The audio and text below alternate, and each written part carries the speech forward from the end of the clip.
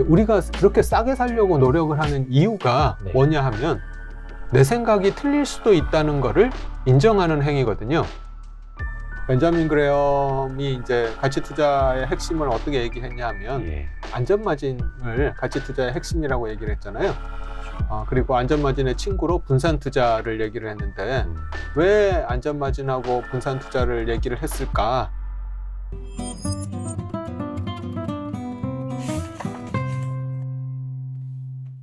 그 여기 가까우니까 네. 이렇게 한 30초 걸려서 이제 오셔서 네. 촬영하고 같이 되게 좋지 않나요?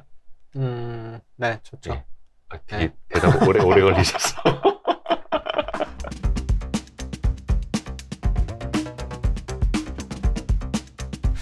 제가 진짜 꼭 해보고 싶었던 게 저희가 이제 리딩방이라는 네. 이제 책을 읽는 리딩방 네. 준비를 했는데 VIP 자산운용의 최준철 대표님이 네, 첫 저도 테이프를 봤습니다. 끊어주셨고 네. 또 이제 꼭 박성진 대표님하고도 하고 싶었는데 드디어 그 시간이 왔습니다. 불러주셔서 감사합니다. 너무 감사합니다. 너무 감사합니다. 약 2주 전에 우리 박성진 대표님이 저한테 이제 밥을 사주시면서 우리가 이제 나누게 될 책 내용에 대해서 이야기를 해주셨는데 그때 제가 식겁했습니다. 솔직히. 어려운 책인데 2주 만에 2권을 읽어야 된다고 그때 2권을 이야기해 주신다 해가지고 네. 예. 근데 서점으로 바로 달려갔는데 오프라인에 없어가지고 네. 온라인으로 주문을 했는데 요 책 2권이죠? 네. 네네네. 소개 좀 먼저. 투자를 하면서 네. 이 행운의 역할, 운의 역할에 대해서 고민을 해보지 않은 투자자는 네. 좀 진정한 투자자가 저는 아니라고 생각을 하고요. 네. 이 투자라는 게 우리가 투자해서 얻을 수 있는 수익의 대부분이 물론 이제 실력도 중요하긴 하지만 네. 사실은 상당 부분이 저는 운이 굉장히 크게 작용을 한다고 생각을 해서요. 네. 하여튼 정말 현명한 투자자라면 누구든지 네. 운의 역할에 대해서 한 번쯤은 고민을 해봐야 된다 생각을 하고 있고요. 근데 이제 투자 부분에서 운이나 행운에 대해서 책을 쓰신 분들은 되게 많거든요. 네. 예를 들면 과거에 뭐 김 작가 럭키. 예, TV에 김 작가님이 그 럭키라는 책 가지고 나오셨는데 그 베스트셀러도 이번에 양장본 나왔다 또 엄청 자랑하더라고요. 네. 그래서 우리가 이제 살아가면서 얻게 되는 어떤 성과나 네. 결과는 사실 운이 굉장히 많이 좌우를 하는 건데요. 네. 그래서 하여튼 이렇게 일반인을 대상으로 운이라는 게 뭔지, 우리가 살아가면서 얻은 성과에 운이 어떤 역할을 하는지 네. 이런 것들을 이제 알려주는 책은 많이 있는데 우리 투자 부분에서 네. 특히 이제 가치 투자 부분에서 운을 직접적으로 다룬 책이 제가 볼 때는 요 2권이라고 생각을 하거든요. 네. 그래서 나심 탈렙의 행운에 속지 마라라는 네. 책하고 오늘 이제 저희가 다룰 마이클 모브신의 이 책 제목이 사실은 이제 석세스 이퀘이션인데 네. 이제 우리말로 성공 방정식이라고 번역이 됐는데요. 네. 네. 하여튼 이제 성공을 하기 위해서 운하고 실력이 어떻게 조합이 돼서 이제 결과가 나오는지 이제 그거를 약간 좀 뭐라고 해야 되나 좀 과학적으로 접근을 했다라고 하나 이제 그런 책이 이 책이라고 할 수 있습니다. 그 마이클 모브신하고 나신 탈렙은 정말 뭐 설명이 필요 없을 정도로 유명하신 분인데 나신 탈렙 같은 경우에는 그 블랙스완의 저자로 제일 유명하고 마이클 모브신은 그 통섭과 투자라는 책으로도 굉장히 유명하신 분인데 요 책은 이건 선생님이 번역을 하셨고 마이클 모브신의 운과 실력의 성공 방정식 이 책은 이건 선생님하고 정채진 프로님하고 또 박성진 이분 저희가 아는 그분 맞나요? 네. 이제 그것도 사실은 아까 이제 저희가 살아가면서 얻게 되는 결과가 운의 역할이 굉장히 중요하다고 했는데 사실은 이 책의 번역에 제가 함께 하게 된 것도 어떻게 보면 굉장히 우연적인 일인데 제가 과거에 어떤 모임에서 이제 강의를 할 일이 있었었는데 그 강의에 이건 선생님이 이제 참석을 하셨었어요. 근데 이제 그 강의 내용 중에 마이클 모브신에 대한 책을 다루면서 마이클 모브신이 쓴 책이 여러 권이 있는데 그 중에서 제가 이제 가장 좋았던 책이 그때는 이제 요 책이 아니었고요. 그때 이제 제목이 내가 다시 30살이 된다면 이라는 제목으로 이 책이 과거에 출간이 한 번 됐었어요. 근데 이제 그 책 제목 자체가 요 내용하고 약간 좀 이미지가 안 맞잖아요. 요 책의 제목이 내가 다시 30살이 된다면 이라는 그런 제목으로 출간이 됐었는데 그래서 이제 그 출판사가 좀 뭐라고 하죠? 자기개발 서적 글 많이 네. 이제 출간하던 출판사라서 네. 그 자기개발 부문으로 요 책을 좀 포지셔닝을 해가지고 출간을 하셨었나 봐요. 그래서 이제 일반 투자자들한테는 뭐 잘 알려지지도 않고 또 번역도 사실은 이제 투자에 대해서 좀 잘 그렇게 깊이 알지 못하시는 분이 번역을 하셔가지고 약간 투자자 관점에서 보면 번역이 약간 좀 어색한 부분도 있고, 아쉬움이 있으셨구나. 네, 그래서 이 책이 좀 아쉽다. 그렇게 이제 얘기를 했는데 이건 선생님이 이제 그 얘기를 딱 듣고 있다가 네. 시간이 좀 한참 지난 다음에 그 출판사에서 이 책의 저작권이 딱 만료된 거를 아시게 돼가지고 이 책을 한번 그러면 같이 번역을 해보자 이렇게 저한테 얘기를 하셔가지고 이렇게 참석을 하게 됐습니다. 운과 실력의 성공 방정식. 네. 그러면 그 내가 다시 서른이 된다면 그 책하고는 다른 책인 거죠? 똑같은 책이죠. 네. 그 책, 그럼 네. 제목이? 네. 과거에 이제 그렇게 번역이 됐었는데 이게 일반 투자자들한테 잘 알려지지도 않고 이렇게 하다가 이제 사라졌었는데 이제 다시 이렇게 좀 부활시킨 거죠. 요게 몇 년도죠? 그러면 꽤 오래된 거겠네요. 네, 꽤 오래됐죠. 한 10년도 전이죠. 근데 요 책 이름으로 네. 나온 건 2019년에 네, 처음 나온 거고요. 네. 그래서 저희도 덕분에 좋은 지식을 또 함께 할 수 있게 된 것 같습니다.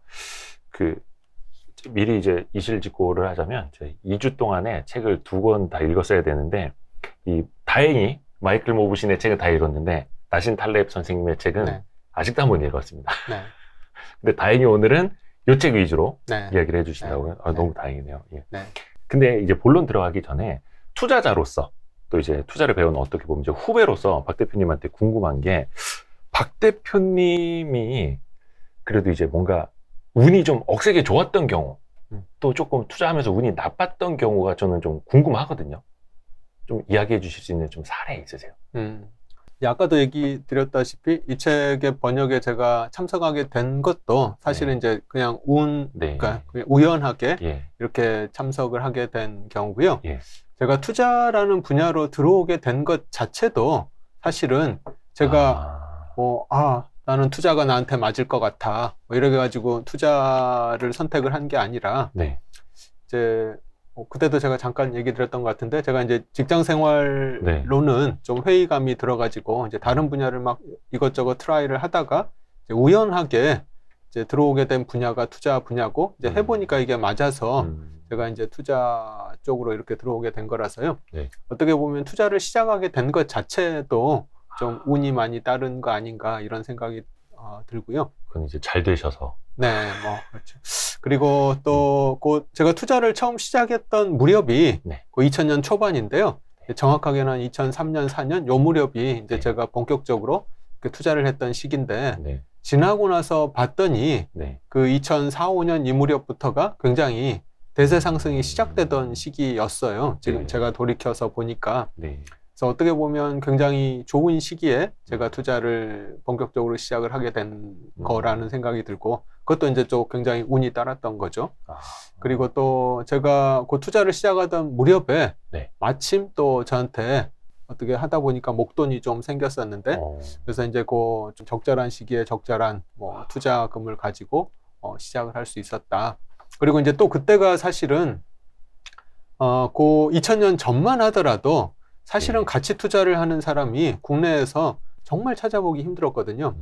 그 당시만 하더라도 서점에 가면 다 차트 투자에 관련된 책이 거의 한 8, 90%가 깔려 있고 현명한 투자자나 월가의 영웅 이런 책이 이제 간혹 있는 이런 시장이었었는데 근데 그 2003, 4년 무렵이 그래도 마침 가치 투자가 막 이렇게 활성화되던 그런 시기여서 그래서 가치 투자를 하는 이제 그런 사람들에 대한 여러 가지 정보라든지 이런 것들이 그 당시에는 이제 상대적으로 과거보다 구하기가 좀 쉬웠었고 그래서 시작 자체가 굉장히 좀 운이 좋았던 거죠. 혹시 조금 운이 안 좋았던 사례도 좀 말씀해 주실 수 있을까요? 운이 안 좋았던 거? 그게 더 궁금하지. 근데 이제 가치 투자 철학을 이제 나중에 제가 좀 설명을 드리겠지만 가치 투자의 핵심 철학이 사실은 불운에 대비하는 겁니다. 벤자민 그레엄이 이제 가치 투자의 핵심을 어떻게 얘기했냐 하면 안전마진을 가치 투자의 핵심이라고 얘기를 했잖아요. 그렇죠. 그리고 안전마진의 친구로 분산 투자를 얘기를 했는데 왜 안전마진하고 분산 투자를 얘기를 했을까를 가만히 곱씹어 보면 네. 결국 그 밑에 깔려 있는 근본적인 철학이 나한테 닥칠 수 있는 불운에 네. 대비를 하겠다는 게 안전마진과 분산 투자를 그렇게 강조한 이유거든요. 네. 그래서 이제 다행히도 저는 운이 좋게도 예. 투자 시작에 이제 가치 투자 쪽으로 입문을 하게 되고, 이제 가치 투자를 공부를 하다가 이제 깨달은 게, 왜 가치 투자를 하는가 하면 결국은 나한테 닥칠 수 있는 불운을 대비하는 게 가치 투자구나.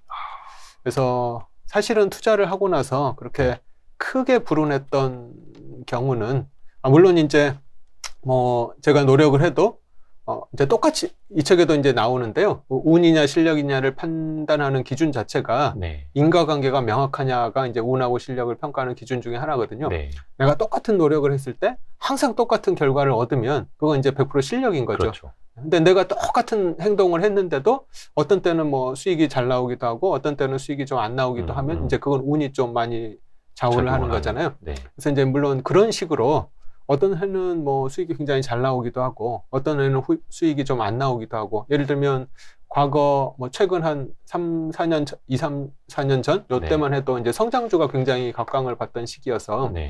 사실은 이제 그때는 성장주 투자하는 사람들이 수익이 굉장히 좋았죠. 뭐 바이오주 투자를 하거나 뭐 네. 반도체 투자를 하거나 뭐 테슬라 투자하거나. 그렇죠. 네. 이제 그런 식으로 이제 그런 시기에는 수익률이 상대적으로 부진할 수는 있고 그렇긴 하지만 크게 뭐 손해를 보거나 그랬던 경험은 좀 없었던 것 같습니다. 진짜 우문현답을 주신 것 같습니다.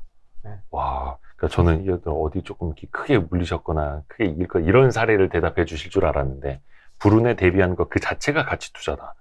야, 뭐 하나 얻어맞은 것 같아요. 정말. 아니, 최근에 뭐 좀 그런 사례가 있긴 합니다. 제가 동원 산업에 투자를 하고 있는데 네네. 갑자기 동원 산업이 예. 동원 엔터프라이즈에 싸게 지금 합병 공시가 나서 근데 투자를 하다 보면 항상 그런 사건이 예상치 못했던 사건이 언제든지 벌어질 수 있는 게 투자 세계거든요. 네. 그래서 이제 뭐 동원 산업하고 동원 엔터프라이즈가 그렇게 주주의 비우호적인 방식으로 합병을 하리라고는 이제 상상도 못했지만 이제 그게 이제 제가 예상하지 못했던 불운의 영역인 거죠. 근데 그럼에도 불구하고 뭐 그렇게 크게 손실을 보지 않은 게 네. 분산 투자를 하고 있고 여러 가지 종목에 투자를 하고 있기 때문에 이제 뭐 포트폴리오 전체적으로는 그렇게 크게 손실을 보지는 않은 거죠. 네. 역시 분산 투자 그리고 안전마진을 네. 깔고 들어가는 투자, 잃지 않는 투자를 하기 때문에 좋습니다. 앞에 분에 잠깐 이야기를 해주셨는데 특히 이제 운을 주제로 잡아서 이야기를 네. 해주려고 하시는 네. 이유 네. 그리고 또 잠깐 말씀해 주셨는데 주식 투자라는 것 자체가 운에 많이 좌우되는 네. 영역이라는 네. 맞습니다. 거. 예. 이제 뭐라 해야 될까? 진짜 가치 투자를 하시는 분이 네. 주식시장은 되게 운에 많이 좌우되는 영역입니다라고 말을 하면 네. 많은 사람들한테 되게 낯설게 느껴질 것 네, 같아요. 네. 뭐 단타쟁이나 뭐 네. 스캘핑하는 분들이 네. 그런 말을 하면 그런가 보다 할 수 있을 텐데. 예. 네. 이제 이거는 좀 결론 부분에 얘기를 드리려고 했는데, 네네. 이제 질문을 하셔가지고, 먼저 좀 그러지. 얘기를 드리면은요. 두 갈씩이 되겠네요. 네. 단기적으로 보면 그렇습니다. 네. 네. 근데 여기서 제가 단기적이라고 하는 거는 뭐 2-3년 혹은 뭐 3-4년이 될 수 있는 단기적으로 보면 주식 투자는 굉장히 운이 많이 좌우하는 영역이다라고 네. 얘기를 할 수 있을 것 같고요. 하지만 이 타임 프레임을 늘리면 10년, 20년 이렇게 타임 프레임을 늘리면 결국 주식 투자도 실력대로 수익이 나는 분야라고 저는 생각을 하고 있습니다. 그래서 주식에 운이 많이 좌우를 하긴 하지만 그 운의 역할을, 그 운의 작용을 내가 피해서 네. 수익을 내기 위해서는 결국은 오랜 시간 투자를 해야 된다고 얘기를 할 수가 있을 것 같고요. 그렇죠. 예를 들면 이제 주식시장이라는 게 워렌 버핏도 조롱받는 것이 이 주식판이거든요. 네. 그 수십 년 정말 어마어마한 성과를 낸 워렌 버핏조차도 네. 투자한 지 뭐 1-2년, 2-3년밖에 안 된 사람한테 이제 워렌 버핏은 한물 갔다. 네. 이렇게 조롱받을 수 있는 게 주식 투자 시장이라서 네. 실력이 있다고 항상 좋은 성과를 낼 수 있는 게 아니거든요. 네. 네, 뭐 예를 들면은 과거 한 3-4년만 하더라도 예. 테슬라에 몰빵한 사람이 그렇죠. 워렌 버핏보다 훨씬 더 높은 수익을 그렇죠. 거두는 게 이 주식 시장인 거죠. 네. 그래서 이제 그렇게 2-3년, 뭐 3-4년 이렇게 단기로 보면 얼마든지 실력 있는 사람이 훨씬 실력 없는 사람보다 수익률이 뒤질 수도 있는 게 주식 투자 시장이다. 하지만 이 타임 프레임을 뭐 20년, 30년, 40년 이렇게 늘려보면 결국 워렌 버핏이 이기는 게 이 투자다라고 얘기를 할 수 있을 것 같습니다. 그래서 단기적으로 보면은 이제 운에 많이 좌우되는 게 사실이지만 결국 길게 놓고 오래 가다 보면은 또 이제 실력이 차지하는 부분이 또 커질 수가 있는. 이제 길게 보면 실력이 결국 중요하더라라고 얘기를 할 수 있는데, 근데 이제 그 실력에도 물론 한계가 있습니다. 실력만으로 도달할 수 있는 곳은 높이는 한계가 있다는 거죠. 예를 들면 내가 정말 그 제대로 올바르게 공부를 해서 제대로 이렇게 과정을 밟아서 투자를 하게 되면 저는 정말 한 10년, 20년 그렇게 꾸준히 투자를 하면 일반인도 어느 정도의 자산 규모를 만드는 건 충분히 가능하다고 생각을 하는데요. 뭐 수십억 대, 뭐 잘 되면 뭐 100억, 200억 대, 뭐 이런 자산을 만드는 게 얼마든지 가능하다고 생각을 하고, 실제로 뭐 이대호 기자님 주변이나 뭐 제 주변에서 10년, 20년 투자한 친구들을 보면 그 정도 자산을 다 만드셨잖아요. 하지만 이제 뭐 1000억대 아니면 뭐 조 단위 이런 자산을 만드는 데는 운이 굉장히 크게 공헌을 한다고 생각을 합니다. 그래서 장기적으로 보면 실력에 좌우를 하지만 실력이 있다고 다 뭐 수천억에 뭐 수조 원의 돈을 벌 수 있는 건 아니니까 그 돈을 버는 데는 또 운이 굉장히 크게 좌우를 하더라, 이렇게 얘기할 수 있을 것 같습니다. 그러니까 어떻게 보면 이제 본인이 팔 겨를도 없이 연속 상한가를 계속 맞아서 시드머니가 이만하게 된 이런 분들도 하나의 좀 운이 그런 케이스가 될 테고요. 그런 운 좀 와줬으면 좋겠는데 이 책의 그 주제, 목적이 그거더라고요. 운에 대처하는 합리적인 방법을 찾는 것. 그렇죠. 그러니까 이게 뭐 운이다 실력이다 그 정의만 내리는 게 아니라, 그렇죠. 그래서 더 이제 조금 값어치가 있는 책인 것 같고요. 좀 어떤 이야기를 조금 더 들려주시면 좋을지 우리 대표님에게. 먼저 이제 요 책의 저자인 마이클 모브신 얘기를 좀 하고 싶은데요.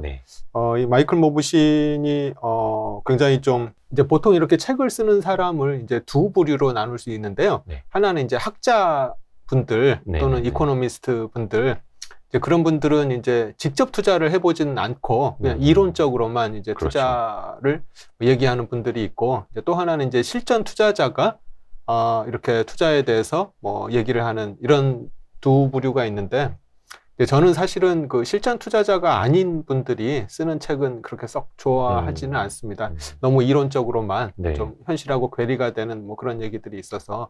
근데 이 마이클 모브신 이분은 실전 투자자기도 하면서 또 컬럼비아 대학에서 투자에 대해서 강의를 하시는 분이라서 그 이론하고 실제가 좀 굉장히 이렇게 탄탄하게 토대가 돼 있는 그런 분이라고 할 수 있을 것 같고요.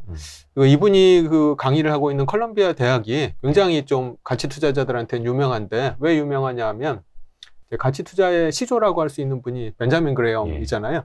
그 벤자민 그레엄이 대공황 시기에 가치 투자를 처음 강의했던 대학이 컬럼비아 대학이고, 워렌 버핏이 하버드 대학에 떨어지고 나서 컬럼비아 대학에 들어가서 그레엄을 만나서 뭐 이렇게 지금까지 유명한 이렇게 투자자가 됐던 그런 대학이라서요. 어떻게 보면 버핏의 운 중에 하나겠네요. 벤자민 그레엄을 컬럼비아 대에서 스승으로 만난 거예요. 맞습니다. 그건 뭐 잘 지적을 해주셨는데, 버핏이 사실은 컬럼비아 대학을 들어가려고 한 게 아니라 하버드 대학을 들어가려고 했는데, 하버드 대학을 떨어지고 나서 방황을 하다가 어디를 갈까 고민하다가 컬럼비아 대학에 그레엄이 강의를 한다더라 라는 얘기를 듣고 이제 컬럼비아 대학에 들어갔는데, 나중에 이제 버핏이 얘기한 게 내가 하버드 대학을 떨어진 게 천만다행이다 라고 얘기를 했거든요.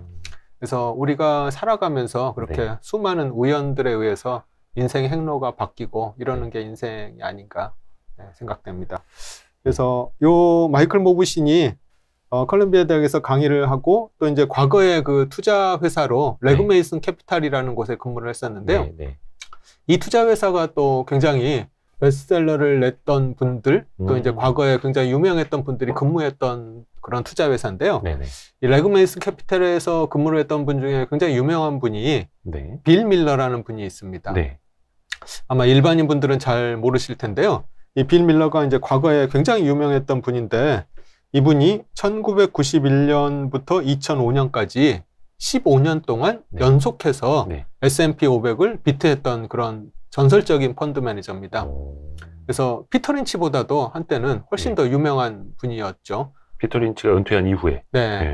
그래서 피터 린치도 13년인가 이렇게 누적 수익률이 굉장히 좋았었다고 했는데 이분은 15년 동안 연속으로 S&P 500을 비트를 했으니까 그때 이제 뭐 전설적인 펀드 매니저라고 이렇게 평가를 받던 분이 빌 밀러거든요. 그래서 이제 그 초반에 막 아마존에도 막 투자를 하고 이제 보통 가치 투자자가 사실 그 한 20년 전, 30년 전에 아마존에 투자한다. 이거는 사실 약간 이단이라고 볼 수도 있을 텐데 그때도 그랬죠. 이제 아마존에 과감하게 투자를 했던 분이거든요. 그래서 그렇게 전설적인 펀드 매니저로 그렇게 막 추앙을 받았었는데 이분이 나중에 무슨 일이 생겼냐 하면 혹시 영화 빅숏 보신 적 있으신가요? 예. 네, 그게 이제 엄청 유명한 영화니까. 네, 서프라임 모기지가 터질 거를 예감을 하고 서프라임 모기지가 터진다에 숏을 했던 이제 그 전설적인 투자자 4명의 이야기가 빅숏이잖아요. 근데 불행하게도 빌 밀러가 반대편에 섰습니다. 그 빅숏이란 영화를 보면 그 한 마지막 좀 부분에 이제 어떤 강연회가 있는데 그 강연회에 어떤 사람이 나와가지고 베어 스턴스는 절대 안 망한다 이렇게 강의를 하던 사람이 있었는데 그게 빌 밀러 그 사람이 빌 밀러거든요. 그랬는데 이제 그 강의 도중에 베어 스턴스 망했다는 뉴스가 나와가지고 이제 빌 밀러가 굉장히 크게 공경에 처했던 사건이었는데요. 하여튼 그 사건 이후로 빌 밀러가 이제 굉장히 크게 실패를 하고 결국은 불명예스럽게 은퇴를 하게 된 그런 경우인데요. 15년 동안 잘했는데. 네, 15년 동안 S&P 500을 비트를 했다가 그 서프라임 모기지 한 방에 완전히 그냥 가버린 거죠.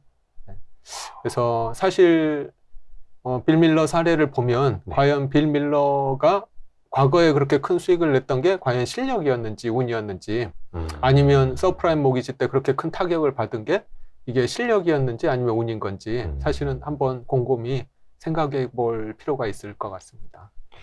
되게 고민이 되는 지점이네요. 그래서 결국은 두 개가 다 따라주는 게 최고인데 그것도 어떻게 본인이 컨트롤을 할 수가 없는 분야다 보니까 그렇죠.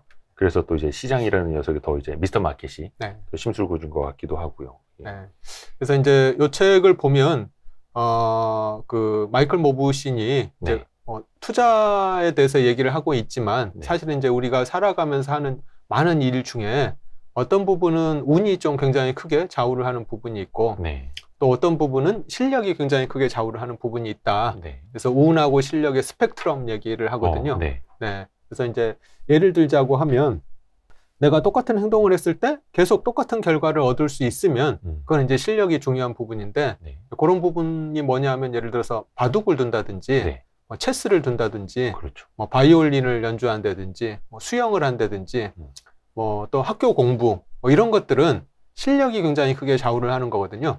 저희가 뭐 이세돌 기사하고 바둑을 둬가지고 한 판도 못 이기죠. 뭐 운이 좋다고 이길 수 있는 것도 아니고 100판 두면 100판 다 깨지게 됩니다. 조코비치하고 테니스를 치면 뭐 100판 치면 100판 다 지는 거죠. 그거는 이제 100% 실력에 좌우되는 거고요. 하지만 이제 뭐 예를 들면 카지노를 한다든지 포커를 한다든지 이런 거는 포커 실력이 좋다고 하더라도 뭐 패가 안 들어오면 뭐 실력이 있어도 계속 뭐 질 수밖에 없는 거죠. 패 잘 들어온 사람한테. 근데 이제 불행하게도 투자도 운 쪽에 가깝더라. 라는 게 이제 모브신의 얘기입니다. 그래서 뭐 예측을 한 대로 다 되는 것도 아니고 본인 실력 있게 분석을 한다고 해서 그게 또 되는 것도 아니고 근데 주식시장이 운의 영향을 많이 받을 수밖에 없는 이유가 또 있을 거 아니에요? 맞습니다. 그 전에 이제 잠깐 좀 얘기 드리고 싶은 게 내가 하고 있는 일이 이게 운의 영향을 많이 받는 부분인지 실력의 영향을 많이 받는 부분인지를 이제 판단을 하려면 먼저 알아야죠. 질문이 한두 가지가 있는데 예를 들면 그 아까 얘기 드렸듯이 인과관계가 명확하게 드러나는가 내가 어떤 일을 하면 반드시 어떤 결과가 나오는 뭐 이런 식인가 예를 들면 시험 공부는 내가 공부 열심히 하면 뭐 시험 성적이 반드시 올라갈 수밖에 없는 거죠. 내가 시험 공부를 열심히 했는데도 오히려 그 성적이 떨어지는 뭐 그런 경우는 뭐 거의 없잖아요. 근데 이제 투자는 내가 열심히 투자 공부를 해서 투자를 한다고 반드시 수익률이 높아지는 건 아니잖아요. 그래서 이렇게 인과관계가 명확한가 아닌가. 또 하나 그 전문가들의 예측이 잘 맞는가 안 맞는가. 예를 들면은 그 주식시장 같은 경우에도 수많은 전문가분들이 나와가지고 향후 주식시장 전망이라든지 뭐 코스피 지수 뭐를 예측을 하시는데 사실은 그게 잘 맞는 경우가 뭐 거의 드물죠. 없죠. 예, 네. 예. 예를 들면 2020년 뭐 3월 그 코로나로 예. 인해서 박살 났을 때 그 옛날에 금융위기를 예측했던 경제학자 중에 루비니 교수가 있는데 닥터 둠. 네, 닥터 둠. 그분이 I자 폭락을 한다고 얘기를 하셨었어요. 이제 I자 폭락은 폭락하고 나서 아예 회복 자체가 불가능하다. 뭐 이렇게 얘기를 하신 거죠. 네네. 네, 그분은 대공황을 뭐 이렇게 얘기했는데 지나고 나서 봤더니 그 시점이 딱 바닥이었었죠. 네.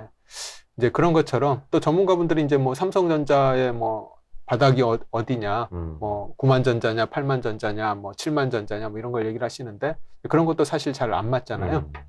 그래서 이렇게 전문가의 예측이 잘 맞느냐 안 맞느냐, 이제 그게 잘 안 맞으면 이제 운의 영역에 좀 가깝다 이렇게 볼 수 있는데 그렇게 보면 결국 이제 주식 투자도 좀 운의 영역에 가까운 걸로 그렇죠. 그렇게 얘기를 할 수 있을 것 같습니다. 사실 예측이 잘 되느냐, 그게 맞느냐 틀리느냐는 그냥 뭐 더하기 빼기만 하는 거라면 누구나 예측을 할 수가 있을 텐데, 사실 주식시장이라는 게 정말 많은 사람들이 지성으로 참여도 하고 이성뿐만이 아니라 감성도 많이 작용을 하고, 뭐 사회, 뭐 정책, 정치, 또 심지어 기후 뭐 이런 거에 따라서도 막 영향을 다 받는 곳이다 보니까, 그래서 더 복잡계인 만큼 네. 예측이 잘 안 되는 거기도 하고, 네. 그래서 말씀하신 것처럼 또 운이 또 많이 따라야 하는 네. 영역인 것 같기도 하고요. 네. 예. 그래서 지금 이덕 기자님이 굉장히 중요한 키워드를 얘기를 해주셨는데요. 네, 네. 왜 주식시장이 그렇게 운의 역할이 큰가를 이제 고민을 해볼 필요가 있는데, 네. 그 이유가 방금 얘기하신 것처럼 우리가 사는 세상이 복잡계이기 때문에 그렇습니다. 그렇죠. 아까 이제 그 실력이 중요한 부분들을 예를 들면서 바둑이나 네. 체스, 뭐 수영, 뭐 테니스 이런 얘기를 했는데, 이런 것들을 가만히 곰곰이 생각을 해보면 이건 다 혼자 하는 것들이거든요. 네. 네. 그냥 나 혼자서 상대방하고 이렇게 두면 내 실력대로 나오는 것들이잖아요. 네. 그래서 이런 데서는 실력대로 결과가 나오게 돼 있습니다. 근데 주식 투자라든지 이런 것들은 내 혼자 하는 게 아니라 내가 한 어떤 행위가 이 수많은 사람들하고의 상호작용에 의해서 그 결과가 나오는 게 이 주식 투자거든요. 네. 그래서 예를 들면 대한민국 주식시장을 예를 들면 수백만 명이 주식을 사고 팔고 하면서 주가가 계속 변동을 하는 거잖아요. 네. 그리고 또 뭐 경제라는 것도 대한민국을 예를 들면 뭐 수천만 명, 또 전 세계를 예를 들면 뭐 수억 명이 그렇죠. 서로 물건을 사고 팔고 이러면서 경제가 돌아가는 건데, 그렇게 이제 많은 사람들이 서로 상호작용을 하면서 그 결과로 우리가 어떤 성과를 얻게 되는 곳에서는 이제 그런 곳을 우리가 복잡계라고 하는데요. 네. 그런 복잡계에서 우리가 결과를 얻기 때문에 운이 굉장히 크게 중요하더라라고 얘기를 할 수 있을 것 같습니다. 그래서 더더욱이 공부해야 될 것도 많고, 어떻게 보면은 내가 공부한 대로 되지 않는다라고 해서 나를 자책할 필요도 사실은 또 없는 거기도 하고요. 네. 그래서 이 책에 보면 사실 이 책에서 이제 그렇게 자세하게 다루진 않는데 네. 굉장히 재밌는 실험이 하나 있습니다. 실험이요? 네, 그 매튜 살가닉하고 덩컨 와츠라는 사람이 실험을 한 게 있는데요. 네. 뮤직랩 실험이라고 하는데, 네. 이제 뭐 그거는 다들 인정을 하실 거잖아요. 우리가 살아가면서 얻는 성과에 운하고 실력이 함께 이렇게 네. 영향을 미쳐서 우리가 결과를 얻는다. 이거는 다들 인정을 하실 텐데, 네. 네. 그러면 운이 얼마만큼 작용을 하고 실력이 얼마만큼 작용을 했는지를 구체적으로 이렇게 네. 뽑아보려고 하면 이제 굉장히 좀 힘들죠. 네. 우리가 이제 보통 운칠기삼 이렇게 얘기를 하는데, 이제 그게 네. 운이 한 70%, 실력이 한 30% 이렇게 사람들이 어느 정도 감을 잡는다는 얘기잖아요. 네. 그래서 도대체 이 운이 얼마만큼 작용하고 실력이 얼마만큼 작용하는지를 구체적으로 이제 측정을 해보려면 그게 어려운데, 그 실험을 한 사람이 이제 요 매튜 살가닉하고 덩컨 와츠라는 사람이거든요. 네. 그래서 이분들이 굉장히 재미있는 실험을 했는데, 네. 그 인터넷 공간에다가 예. 음악 감상실을 하나 가상으로 차려가지고요. 거기다가 한 50곡 정도 이제 그 신곡을 올렸습니다. 네. 그리고 나서 이제 한 14,000명 정도를 모아서 예. 이 음악을 듣게 했는데요. 어떤 식으로 실험을 했냐면 이 14,000명 중에서 일부는 네. 그 독립그룹에 할당을 했는데, 이 사람들은 이 사이트에 들어가가지고 그냥 각자 음악을 들어보고 평가를 할 수 있게 이렇게 했습니다. 네. 그래서 하여튼 각자 이제 듣고 뭐 그냥 평가하고 그걸로 끝나는 건데, 그 나머지 사람들은 어떻게 평가를 했냐면 이제 들어와서 음악을 듣는 것까지는 다 똑같은데 네.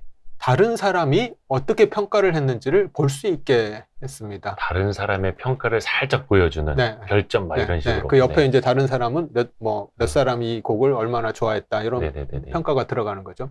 그래서 그 독립 그룹하고 요 상호작용 그룹하고 두 그룹의 차이가 다른 사람이 평가한 걸 내가 볼 수 있느냐 없느냐 이제 요 차이였는데요. 네. 요 결과가 이제 굉장히 재미있는데 이 독립 그룹하고 이 상호작용 그룹 간의 이제 결과를 봤더니 예. 불평등이 굉장히 심해지더라라는 결과가 나왔거든요.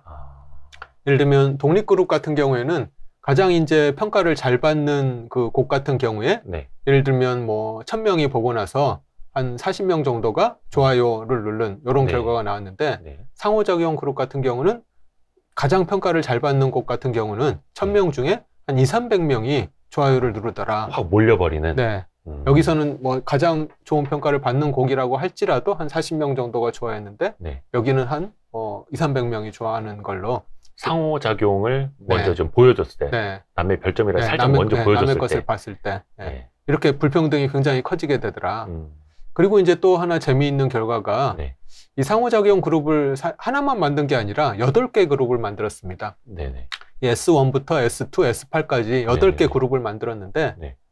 어떤 상호작용 그룹이냐에 따라서 네. 이 결과가 많이 달라지더라는 거죠. 예를 들면 S1이라는 그룹에서는 네. 락다운이라는 곡이 1등을 했는데 S2에서는 뭐 10등을 하고 S8에서는 예를 들면 30등을 하더라. 그래서 어떤 곡이 네. 1등을 할지를 알 수가 없더라는 결과가 나왔거든요. 그래서 그 실력이 없다는 얘기가 아니라 네. 물론 이제 실력이 있는 그룹이 그 I그룹에서 높은 평가를 받은 그룹이 네. S그룹에서도 일반적으로 높은 평가를 받긴 하지만 네. 어떤 그룹에서는 1등을 하고 어떤 그룹에서는 5등을 하고 어떤 그룹에서는 20등을 하는 경우도 있더라. 네. 그래서 근데 이제 사전에 어떤 곡이 1등을 할지를 우리가 미리 알기는 굉장히 어렵더라. 그러니까 실력 외에 영향을 네. 미치는 것들이 정말 네. 많다라는 네. 걸 보여주는 거였고 네. 또 그런 거 있잖아요. 왜 가끔 보면 이제 역주행송 있지 않습니까? 네. 발매된 지 한 3년이 네. 지났는데 네. 갑자기 역주행해서 막 네. 차트 1위까지 네. 올라오는 네. 약간 그런 것도 거기에 해당이 될 것 같기도 하고요. 네. 그래서 이 실험 결과가 알려주는 거는 이렇게 주식 투자에서 운이 작용하는 메커니즘이 네. 결국은 이렇게 수많은 사람들이 상호작용하는 결과로 우리가 어떤 성과를 얻게 되는 세상에서는 이렇게 운의 역할이 굉장히 커질 수밖에 없다. 이런 거를 이렇게 실험적으로 보여준 거라고 생각을 합니다. 상호작용. 네. 또 인간은 누구나 이제 기본적으로 사회성이라는 걸 이제 갖고 있기 때문에 더더욱이 함께 가려고 하는 것도 이제 본능 중에 하나이고요. 네. 나 혼자라면 저 곡을 선택을 안 했을 텐데 남들이 좋아하는 거를 보면 저 곡이 좋은가 보다라고 나도 이제 선택을 하게 되고 그런 결과들이 계속 누적적으로 쌓이게 되고 네. 그렇게 되면서 사람들의 판단을 의사결정을 또 그 영향을 미치게 되고 그 결과로 이제 불평등이 점점 커지고 이제 요게 그 운이 나타나는 메커니즘인 거죠. 사실 주식도 좀 비슷하지 않나요? 네. 사실 좀 미인주를 찾아야 된다. 네. 뭐 네. 수급적으로 좀 우호적일 거. 네. 많은 사람들이 함께 좋아하고 사야 할 네. 주식을 맞습니다. 찾아야 된다. 네. 그런 이야기도 좀 일맥상통하는 걸까요? 네. 그래서 예를 들면은 네. 이런 거를 실제로 우리가 뭐 실험해 볼 수는 없지만 네. 만약에 네. 그 테슬라를 이렇게 주식 투자를 하는데 내가 다른 사람이 테슬라를 얼마 주고 샀는지를 모르고 네네. 그냥 예를 들면 그 어떤 그 종이를 주고 나서 너 테슬라 얼마면 살래? 예. 이렇게 만약 적어낸다고 가정을 해보면 아마 테슬라 주가가 지금보다 한참 낮지 않을까 저는 생각을 합니다. 그러니까 딴 사람들이 지금 뭐 $1,000가 넘었는데도 계속 사네, 계속 네. 사네. 네. 어떤 기관이 더 비싼 값에 계속 네. 사네. 이게 또 이제 상호작용이 또 된다는 거죠. 네.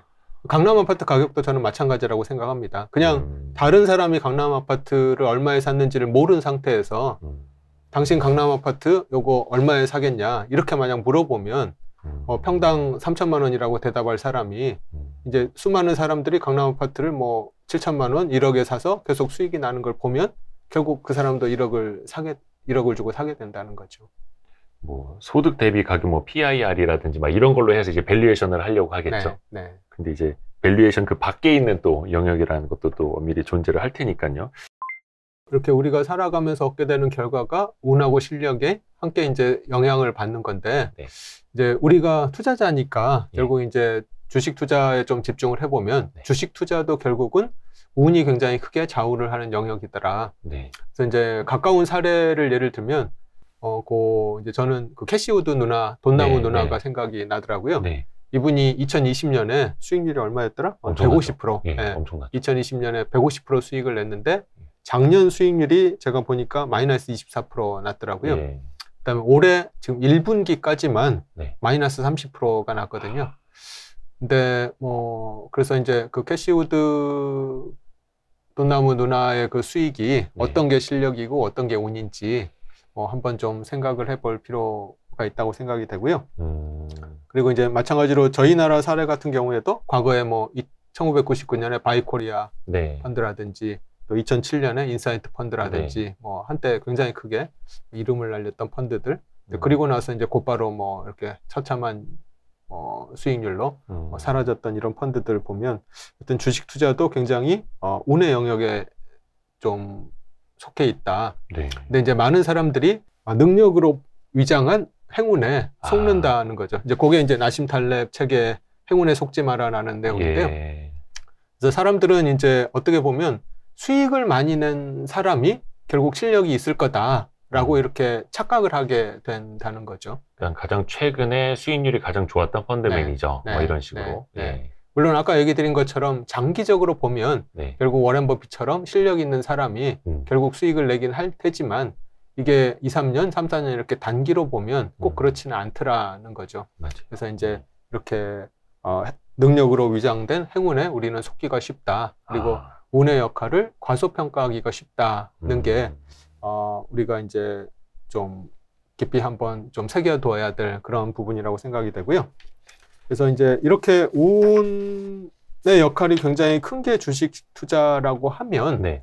그러면 우리가 투자에 어떻게 임해야 될까를 네. 이제 한번 고민을 해봐야 될 것 같은데요. 먼저 첫 번째로는 일단 실력을 키워야 됩니다. 네. 운의 역할이 중요하다는 게 실력이 중요하지 않다는 얘기가 아니라, 실력이 중요하지만 이제 그럼에도 불구하고 운의 영향을 받는다는 거지. 그렇죠. 실력이 중요하지 않다는 얘기는 아니거든요. 그래서 일단 운이 굉장히 크게 좌우하는 분야라 하더라도 가장 우리가 먼저 해야 될 거는 결국은 내 실력을 키우는 거다. 예. 예를 들면 이 책에서 재미있는 게 그 두 항아리 모델이라는 게 나오거든요. 네. 이제 운 항아리가 하나 있고 실력 항아리가 하나 있는 거죠. 네. 그래서 운 항아리에 이제 공이 마이너스 4, 0, 4 이렇게 공이 들어가 있고, 실력 항아리에는 마이너스 3, 0, 3 이렇게 공이 3개 들어가 있고, 이제 그 모델이 책에 나오는데, 예를 들면 내 실력이 3이라고 해도 운 항아리에서 내가 마이너스 4를 뽑게 되면 실력이 성과가 안 좋은 거죠. 내 실력이 0이라고 하더라도 운 항아리에서 4를 뽑으면 엄청난 실적이 나올 수가 있는 거죠. 그래서 이제 결국은 내가 운 항아리에서 뭐를 뽑느냐에 따라서 결과가 물론 달라지긴 하지만, 그거는 이제 공을 한두 번 뽑고 말 거면 전적으로 운에 좌우되지만, 내가 공을 20번, 30번, 100번, 200번 뽑으면 결국은 내 실력에 의해서 결과가 나오게 될 테니까. 그래서 이제 우리가 가장 먼저 해야 될 거는 일단 내 실력을 키우는 게 중요하다. 네. 그 다음에 할 거는 결국은 내 실력을 키운 다음에 계속 시도를 하는 수밖에 없다. 실력을 키우는 거는 내 마음대로 되지만, 이제 내가 운 항아리에서 어떤 거를 뽑을지는 내 뜻대로 되는 게 아닌 거잖아요. 그래서 일단 내 뜻대로 되는 거는 내 실력을 키우는 거니까, 일단 내 실력을 키우는 건 계속하고, 그 다음에 할 거는 이제 계속 나한테 좋은 운이 올 때까지 계속 운 항아리에서 공을 뽑는 거 밖에는 없는 거죠. 그래서 이제 그거를 이제 우리가 인내심, 끈기라고 하는데, 그래서 가치 투자자들의 가장 큰 덕목 중에 하나가 사실은 인내심인 이유가 이제 그런 이유가 있습니다. 그게 이제 실력이라는 항아리에서 마이너스 3, 0, 3이 있을 때 이거는 계속해서 플러스 3이 되도록 먼저 깔아놓은 다음에, 그 다음에 운 항아리에서 0이 나올 수도 있고 4가 나올 수도 있고 마이너스 4가 나올 수도 있고 계속 뽑다 보면 그래도 우상향은 하게 된다. 너무나 좋은 말씀이십니다. 이 책에도 그런 이야기 나오더라고요. 대성공, 큰 성공은 언제 이루어지는가? 최고의 실력과 최고의 운이 만날 때 대성공이 이루어진다. 네. 근데 최소한 실력이 플러스가 계속 되고 있으면 마이너스 쪽박으로는 안 간다. 네. 이렇게 또 우리가 반대로 네. 생각해 볼 수도 네. 있을 것 같고요. 네. 맞습니다. 그래서 또 우리가 노력해야 될 부분에 대해서도 책에서도 여러 가지를 또 이제 지적을 해주더라고요. 네. 예. 네. 맞습니다. 그래서 일단 이제 그 얘기를 잠깐 좀 더 부연을 하자고 하면은요.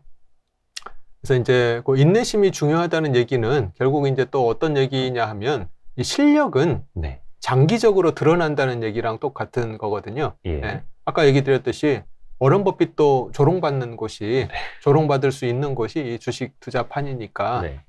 그래서 근데 하지만 그 워런 버핏이 30년, 40년 이렇게 시간이 지나면 결국은 캐시우드 돈나무 누나는 지금 이렇게 수익률이 떨어지고 워런 버핏이 그 아크펀드를 지금 따라잡았다고 이제 하거든요. 그래서 단기적으로는 뭐 이렇게 그 운에 의해서 좀 성과가 나올 수 있지만 결국 시간이 지나면 그 실력으로 이렇게 수렴하는 게 요 시장이다. 그래서 이제 우리가 항상 장기적으로 접근을 해야 된다고 볼 수 있을 것 같고요. 제가 그 사례를 하나 찾아봤는데 그 가치 투자자들이 가장 옛날에 좋아했던 기업 중에 하나가 이마트입니다. 과거에 이제 신세계였는데요. 뭐 분할을 해서 10년 전인가 이제 분할을 해가지고 이제 신세계 이마트로 바뀌었는데 그 이마트가 대한민국 시장에서 이제 계속 이렇게 매장을 하나하나 열면서 한 10년 가까이 엄청나게 성장을 했거든요. 그게 이제 제가 찾아보니까 1999년 1월부터 2007년 12월까지 이마트 주가가 이제 당시엔 신세계였는데요. 신세계 주가가 27,000원에서 77만 원까지 30배가 올랐더라고요. 그 1999년에서 2007년까지 9년 동안 30배가 올랐는데 그걸 이제 날짜별로 보니까 그게 한 2218일이 되는데요. 그 2218일 중에서 상승했던 날이 1200일이고 이제 정확히는 1204일이고 하락했던 날이 1014일입니다. 큰 차이는 없네요. 네, 차이가 없습니다. 그러니까 이게 9년 동안 30배가 오른 주식인데 매일매일의 주가 변동을 보면 사실은 상승한 날이나 하락한 날이나 별반 차이가 없더라. 동전 던지기나 같더라. 그래서 이 타임프레임을 짧게 하면 결국 운에 좌우된다는 거죠. 9년 동안 30배가 오른 주가 그 주식이라 할지라도 내일 오를지 내릴지 맞히는 일은 동전 던지기나 다를 바가 없더라.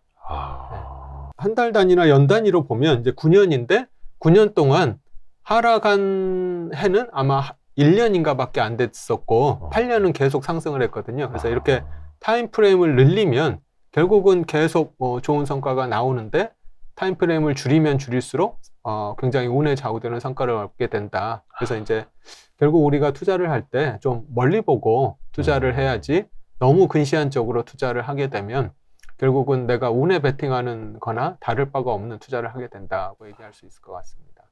그렇죠. 그러니까 누구도 한 내일 일은 모르지만 1, 2년 뒤에 이 회사가 어떤 모습으로 성장해 있을지는 대략은 예측 가능하듯이. 그래서 이제 그 타임프레임이 사람마다 많이 다를 텐데요. 저 같은 경우는 한 3년 정도는 내다보고 투자를 하는 게 맞다고 생각을 합니다. 그때 말씀해 주신 것처럼 3년 후 2배 정도를 보고 투자를 하신다고요. 사실은 1년도 굉장히 짧은 시기거든요.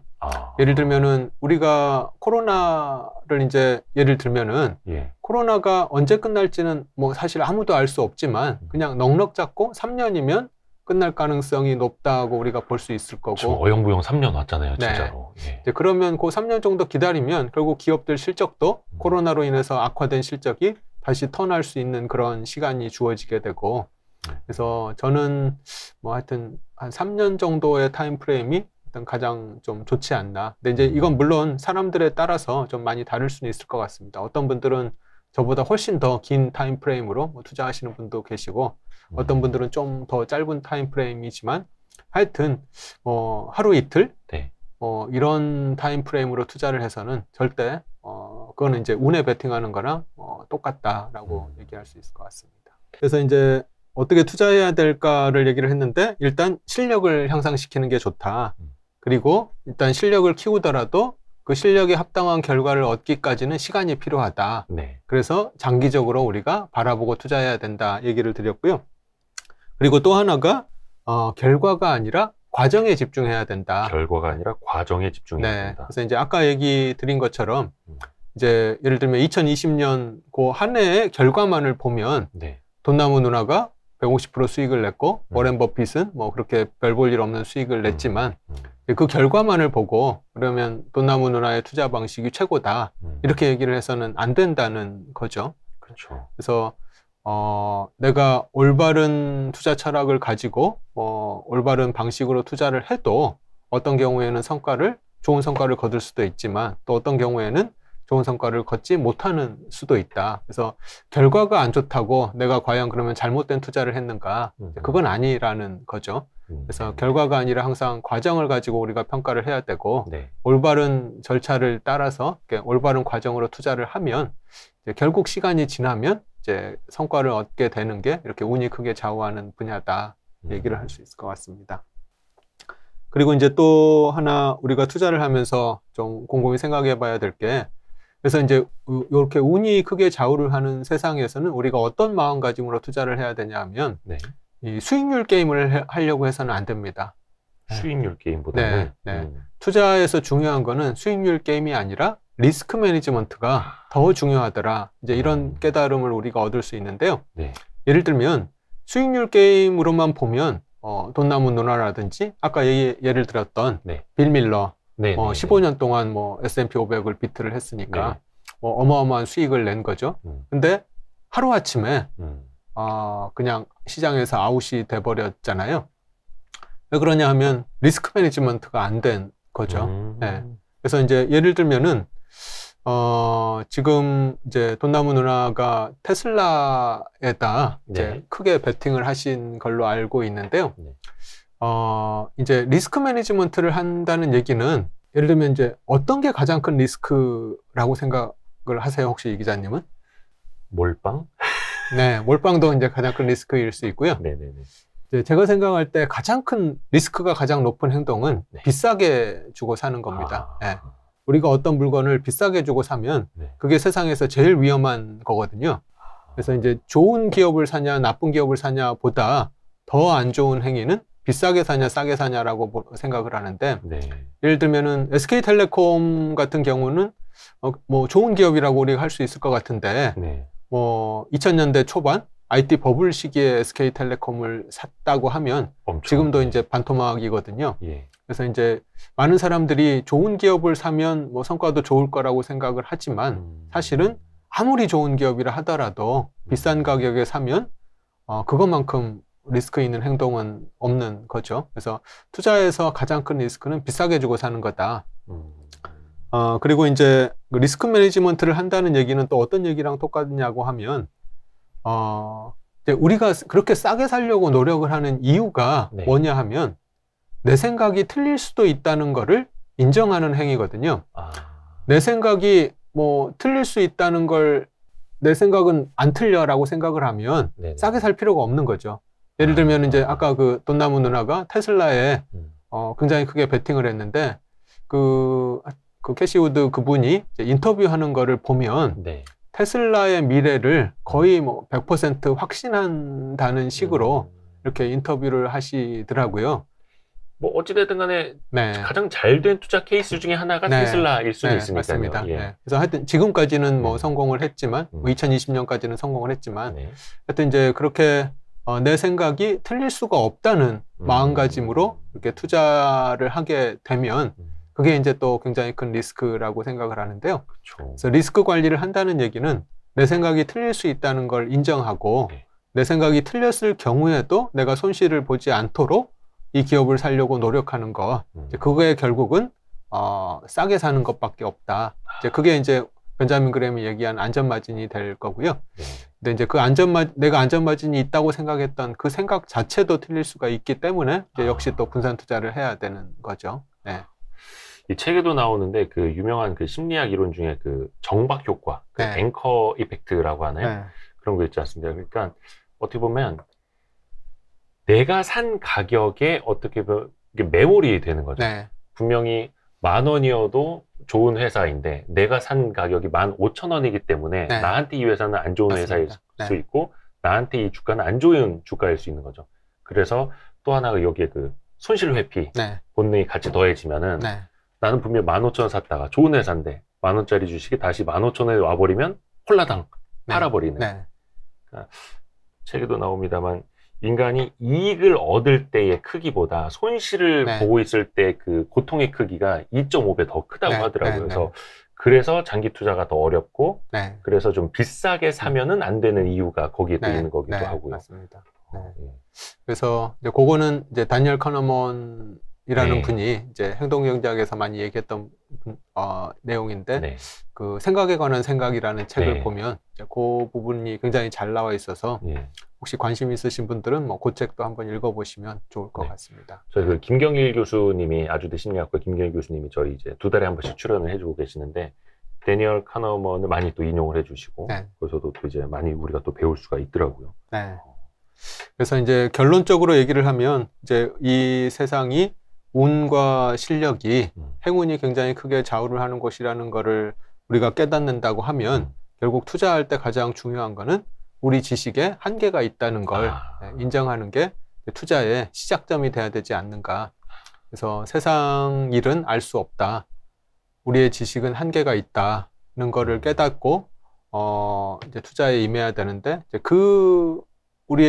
우리가 미래를 알 수가 없고 우리 지식은 한계가 있다는 걸 깨닫아서 나온 철학이 네. 저는 벤자민 그레엄의 가치 투자 철학이라고 생각을 하거든요. 그래서 사실은 그 벤자민 그레엄의 그 현명한 투자자나 증권 분석 책을 읽으면서 네. 그 밑바탕에 깔려 있는 왜 우리가 이렇게 투자를 해야 되는지를 곰곰이 생각을 해봐야 되는데 이제 많은 분들이 그런 책을 읽으면서 그 기본 철학을 고민하시지는 않고 네. 단지 어떤 뭐 마법 공식이라든지 네.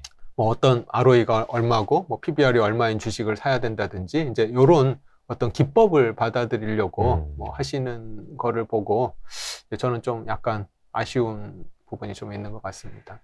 어떻게 보면 이제 요행일 수 있는데 어떻게 보면은 더 내가 운을 크게 빨아당기는 길을 열 수 있지 않을까? 약간 그런 방법을 찾으려는 것 같아요. 인간은 누구나 빨리 가려 하고 또 좀 쉽게 가려고 하고 하기 때문에 이 행운의 속지말에 이 책에 나오네. 인간은 이제 기본적으로 게으르다. 맞습니다. 그래서 실력으로 막 열심히 노력해서 하는 것보다는 그냥 운빨로 빨리 쉽게 가려는 거를 본성적으로 좀 택하려고 하잖아요, 사실은. 근데 그걸 이겨내는 게 더 힘든 거고. 네.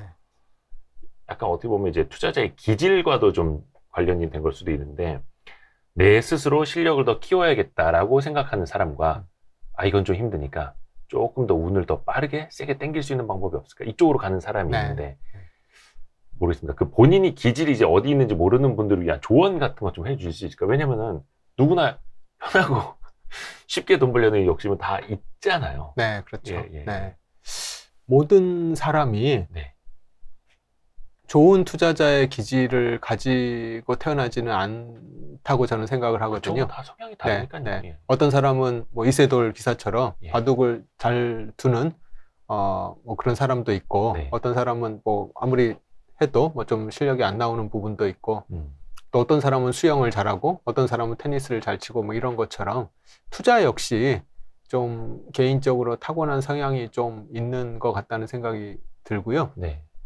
그래서 이제 하여튼 좀 본인을 되돌아 봤을 때 이렇게 어떤 기업을 좀 분석을 하고 뭐 이런 것들에 좀 자기가 재능이 있고 그리고 내가 분석한 거를 실행에 옮길 수 있는 그런 용기가 있고 또 이제 그렇게 투자를 하고 나서 뭐 이렇게 진득하게 좀 기다릴 수 있는 그런 자질이 본인한테 있는지 한번 돌이켜 보셔서 만약 그런 자질이 본인한테 있으면 이제 그건 본인이 투자에 잘 맞는 건데 만약에 본인이 좀 그런 성향하고 안 맞다고 하면 예를 들면 최근 뭐 올해 들어서 1, 2, 3월이 굉장히 좀 시장이 들쑥달쑥하고 러시아가 우크라이나를 침공하고 또 인플레이션 우려도 있고 금리 인상 우려도 있고 여러 가지 것들에 의해서 굉장히 시장이 왔다 갔다 하는데 이제 그런 것들에 내가 좀 마음이 쉽게 흔들리면 사실은 이제 그런 분들은 투자를 직접 하면 좀 안 되지 않나 뭐 이런 생각이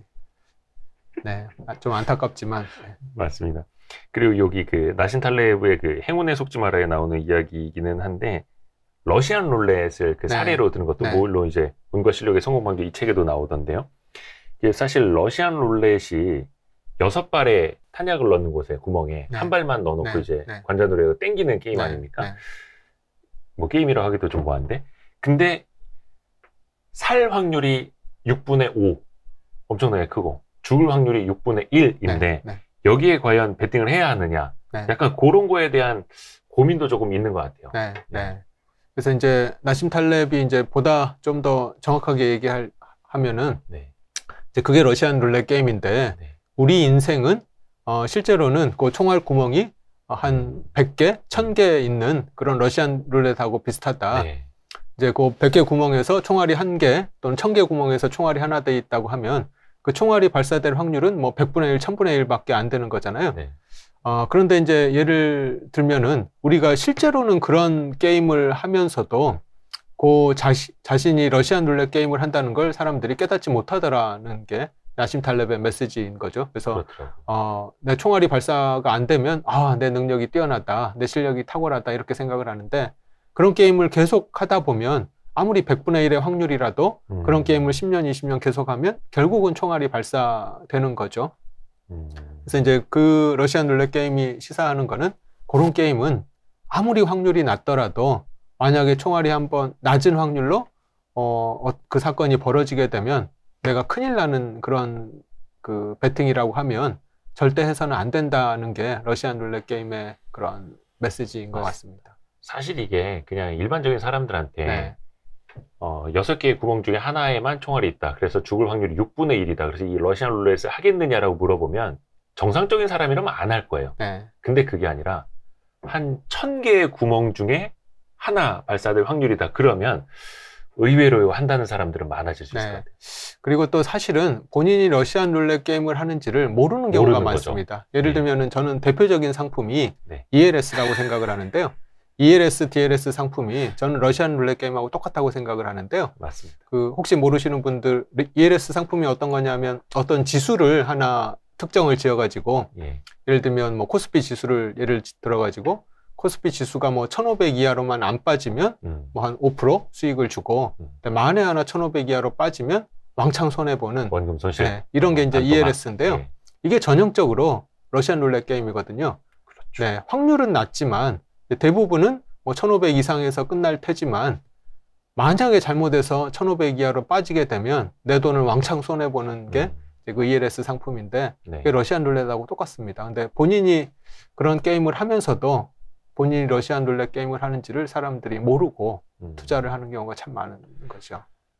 나심 탈렙은 그거를 이제 총구가 보이지 않는다라고 이제 표현을 하더라고요. 그러니까 총구가 보이지 않으니까 그 안에 이제 총알이 어디에 있는지를 모르니까 아예 확률도 계산이 안 되는 거고 그래서 사람들이 상대적으로 수십 발을 당겨도 총알이 발사되지 않으니 안전하다는 착각에 빠지게 된다. 그래서 그런 금융 상품도 이제 그런 게 있는 거고요. 그 은행에서 그 ELS 상품 판매하면서 안전하다고 판매를 합니다.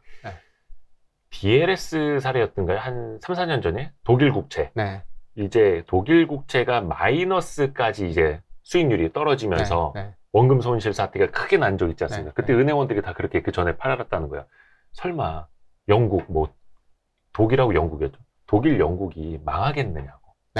그 나라 망하지 않는 이상 원금 손실 안 된다. 그렇게 또 이제 팔았던 사례가 있었던 거고요. 그래서 모든 투자는 안 되더라도 내 생각이 잘못되더라도 별로 손해를 보지 않으면서 잘 될 때 크게 벌 수 있는 이런 투자를 해야지. 그 ELS 투자는 완전 반대 방향의 투자거든요. 잘 돼도 뭐 연 한 5% 수익을 얻는 건데 잘못되면 왕창 깨지는 거잖아요. 그래서 투자는 항상 반대 방향으로 잘못돼도 별로 잃을 게 없으면서 잘 될 때 크게 먹는 투자를 해야 되는 거죠. 그래서 하방이 막혀 있고 상방이 열려 있는 투자를 해야 되는데 그런 옵션 같은 투자를 해야 되는 거죠. 그렇다고 옵션을 사시라는 얘기는 아니에요. 많은 분들은 상방도 열려 있고 하방도 열려 있는 사실 그런 쪽에 조금 어떻게 보면 이제 메리트를 더 느낄 수도 있는 거고요. 하방이 닫혔다고 착각을 하는 투자를 하시는 거죠. 맞습니다. 그래서 대표님이 자주 쓰시는 표현이 그게 뭐였죠? 잘 되면 대박, 안 돼도 틀려도 괜찮아, 맞으면 대박. 틀려도 괜찮고 맞으면 잘 대박. 맞으면 대박이다. 네. 맞습니다. 그런 걸 찾아야 됩니다. 아, 그거 있는 것 같아요. 이 책의 앞부분에 나오는 얘기인데, 치과 의사는 몇 번을 다시 태어나도 치과 의사고, 네. 근데 이제 뭐 예를 들어서 뭐 특정 직업 뭐 비하면 안 되니까, 예를 들어 정말 못 사는 사람, 그래서 로또에 한번 딱 운 좋게 당첨이 돼서 잘 살게 된 사람은 다시 태어나도, 혹은 수십 번, 수백 번을 태어나도 이 로또에 다시 당첨될 확률은 극히 희박하다. 이런 메시지도 있더라고요. 네. 그러니까 이제 그 가치 투자가 저는 딱 그렇다고 생각을 하는데요. 이제 가치 투자를 하게 되면 어느 나라, 어느 장소에서 내가 태어나서 투자를 하더라도 네. 항상 어느 정도의 수익은 올릴 가능성이 꽤 높다고 생각을 합니다. 네. 근데 물론 이제 뭐 수십억을 벌 건지 수백억을 벌 건지 뭐 수천억을 벌 건지는 이제 그 상황이나 여러 가지 거에 따라서 물론 결과가 달라지겠지만 네. 하여튼 어느 시간 어느 장소에 내가 태어나더라도 가치 투자를 하게 되면 일정 수준 이상의 수익은 꼭 낸다고 저는 생각을 하고요. 근데 이제 그렇지 않고 예를 들면 그 어떤 큰 베팅을 하시는 분들, 네. 예를 들면 뭐 자꾸 돈나무 누나를 얘기를 들어서 그런데 너무 많이 소환되는데 네, 그런 분들 같은 경우는 네. 굉장히 좋은 시기에 네. 좋은 장소에서 태어나야 예를 들면 그 테슬라 같은 이런 큰 성장주가 크게 각광받는 그런 시기에 투자를 해야지 큰 수익이 나는 거고, 이제 그렇지 않고 이제 금리가 굉장히 올라가고 뭐 이런 시기에 만약 투자를 하게 되면 굉장히 좀 힘든 수가 있는 거죠. 그래서 그 우리가 이제 가치 투자를 하는 이유 자체가 이제 그런 것처럼 내가 어떤 상황에 처하더라도 항상 안전하게 안정적인 수익을 내려고 이제 우리가 가치 투자를 하는 거지 최고 수익을 올리려고 이렇게 가치 투자를 하는 건 아니니까요. 그래서 이제 가치 투자가 뭐 최고의 수익을 보장해주는 거는 아니고, 근데 이제 많은 분들이 그거를 좀 착각을 하시는 부분이 있으세요. 가치 투자를 하면 수익률이 굉장히 좋다, 그러니까 최고 수익을 낼 수 있다. 왜냐하면 그게 가치 투자자 하면 워렌 버핏 이렇게 딱 매치가 돼가지고 네. 워렌 버핏이 과거 한 50년 동안 어마어마한 수익을 올렸다. 이제 이렇게 이제 사람들이 매치를 하다 보니까 가치 투자를 하면 엄청난 수익을 낼 수 있다. 이렇게 이제 사람들이 좀 착각을 하시는데, 물론 이제 그렇게 계속 오래 투자를 해서 복리의 효과로 큰 수익이 날 수는 있지만, 그렇죠. 이제 워렌 버핏 같은 경우는 물론 실력이 굉장히 중요하고 또 이제 운도 많이 따랐다고 생각을 하고요. 그래서 이제 가치 투자는 이제 그런 최고의 수익을 올리는 방법이라기보다는 최악을 피하는 방법이라고 오히려 하는 게 더 맞을 것 같습니다. 그래서 최악을 피하다 보면 결국은 어느 정도의 수익을 이제 계속 쌓아나가게 되는 거고, 그게 이제 복리로 쌓이다 보면 이제 수익이 크게 불어나는 거지 최고의 수익을 올리는 방식은 아니니까요. 그래서 이제 어느 장소 어느 시기에 태어나더라도 이제 그런 투자를 하게 되면 최소한 뭐 망하진 않는다. 네, 어느 정도의 수익은 항상 낼 수 있다. 뭐 이렇게 볼 수 있을 것 같습니다. 나신 탈레브가 행운에 속지 마라 책하고 또 이제 그 블랙스완 그 책도 유명한데 거기서도 이야기한 게 그거지 않습니까? 그 백조를 뭐 1000마리든 10,000마리든 흰색이라는 걸 다 확인을 하더라도 어딘가에 검은 백조가 아예 없을 거라고는 네. 논리적으로 입증을 할 수가 없는 거다. 그래서 항상 그런 위험성을 염두에 두고 있어야 되는 거다. 네.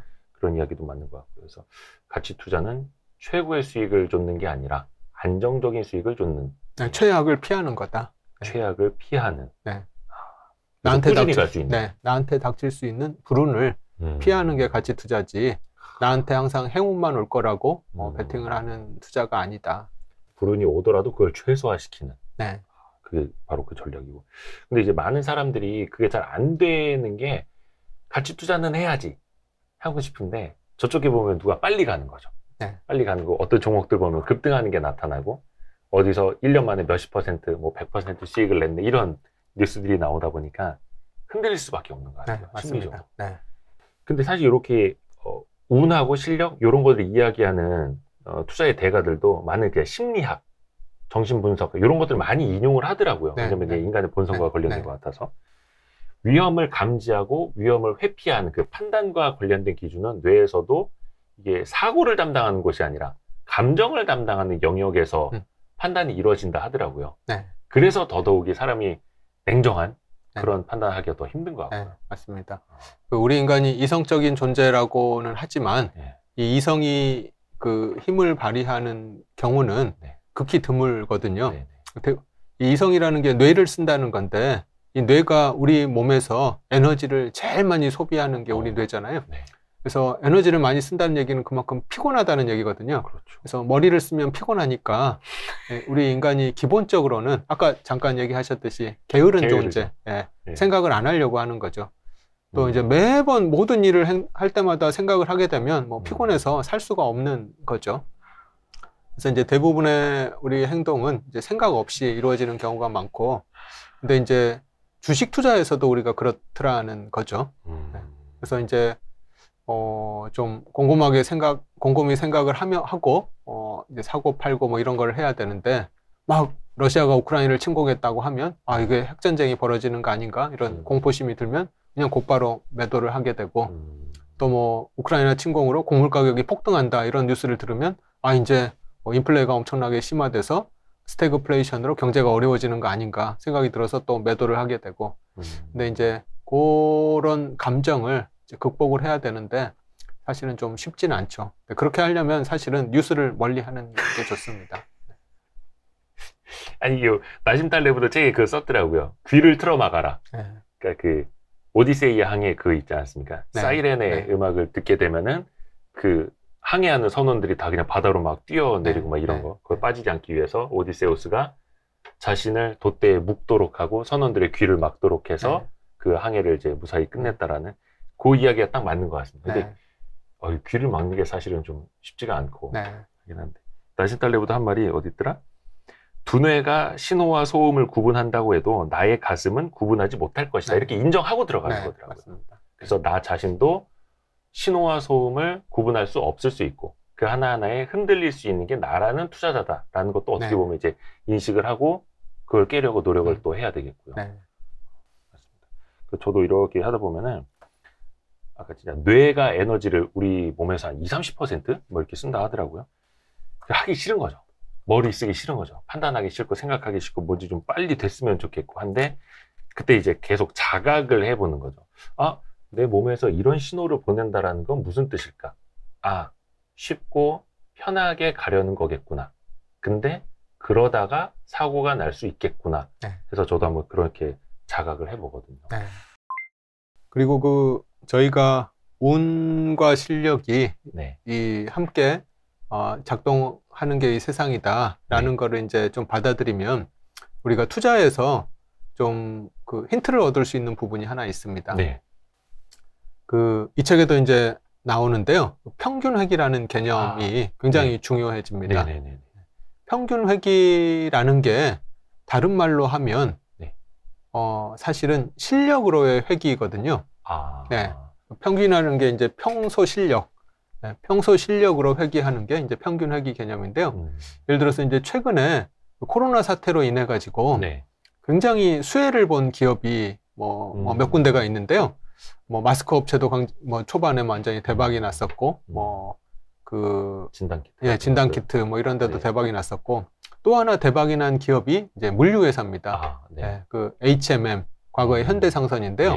이 현대상선이 그 2020년 전만 하더라도 10년 동안 매년 수천억의 적자를 계속 내던 회사거든요. 그렇죠. 그래서 언제 망할지 알 수 없는, 언제라도 망할 수 있는 그런 회사였었는데, 이 회사가 작년에 영업이익이 얼마가 났는지 혹시 아십니까? 얼마였더라? 굉장히 그 천문학적인 숫자를. 작년 한 해만 영업이익이 7조가 났거든요. 과거 10년 동안 그 났던 손실을 한 방에 다 만회를 했는데, 얘가 그 HMM이 7조의 이익을 냈다는 얘기는 누군가가 그 비용을 댔다는 얘기잖아요.